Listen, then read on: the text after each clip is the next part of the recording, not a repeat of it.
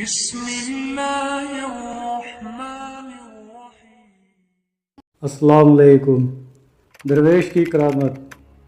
دوستو، حضرت شیخ سعدی رحمۃ اللہ علیہ اپنی سیاحت کے دوران کا ایک واقعہ بیان کرتے ہیں کہ ایک مرتبہ میں ایک ایسے بزرگ کے ہمراہ سفر کر رہا تھا کہ خشکی کا سفر ختم ہوا اور دریا کا سفر شروع ہو گیا، تو میں کرایہ دے کر کشتی پر سوار ہو گیا۔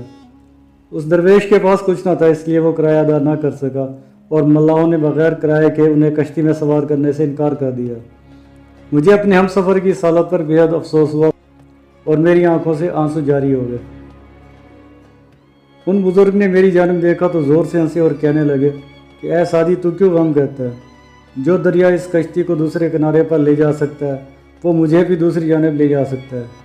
یہ کہہ کر انہوں نے اپنا مسلح پانی پر بچھا دیا۔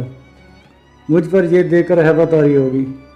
اگلی صبح جب میں دریا کے دوسرے کنارے پر پہنچا تو وہ درویش وہاں پہلے سے موجود تھا۔ انہوں نے مجھے دیکھ کر کہا کہ اے سعدی، حیران نہ ہو، تجھے کشتی نے دریا پار کروایا اور مجھے میرے اللہ نے دریا پار کروا دیا۔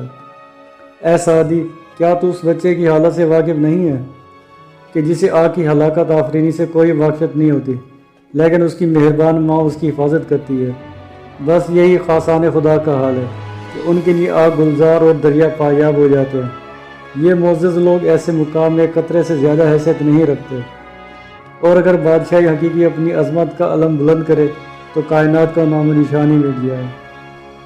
حضرت شیخ سعدی رحمۃ اللہ اپنی اس حکایت میں اپنی سیاحت کے دوران پیش آنے والے ایک واقعے کو بیان کرتے ہیں اور اس سفر میں ملنے والے ایک بزرگ کی کرامت بیان کرتے ہیں۔ ان بزرگ نے آپ رحمۃ اللہ علیہ کو نصیحت کی کہ خاصان خدا کی خاصیت یہی ہے کہ وہ کسی بھی فعل کو اپنا نہیں سمجھتے اور اسے اللہ تعالیٰ کی ایک عطا جانتے۔ وما علینا الا البلاغ المبین۔